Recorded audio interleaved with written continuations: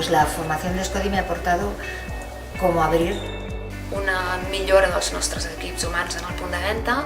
Nos permite una gran visibilidad en torno a lo que es la gestión de personas, empezando a escuchar a nuestro staff, a escuchar a nuestra gente. A nivel tanto personal como de empresa, un gran enriquecimiento y aprendizaje. La formación es muy importante y más en un sector como el retail que está en continuo movimiento. Si no hay formación no podemos llegar a asistir bien a todos nuestros clientes que vienen a la tienda. El denominador común que tiene Scodi en estos cursos es la profesionalización de un mundo, o sea, de un sector que es el retail que nunca se ha valorado.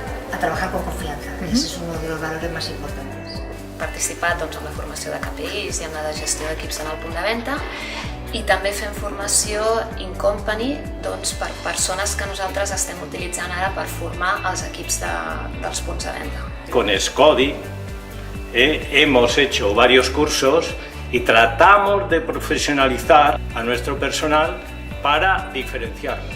Principalmente como se aprende es viendo cómo otras personas tienen estas vivencias y su día a día, y es lo que realmente me aporta. A nivel de Scodi puedo decir que genial. Muchas ganas de poder llegar a mi puesto de trabajo, de poder llegar a tiendas, transmitir toda esta profesionalidad que me están transmitiendo desde Scodi y plantearla en todas las tiendas, en todos los puntos de venta y hacia mi personal.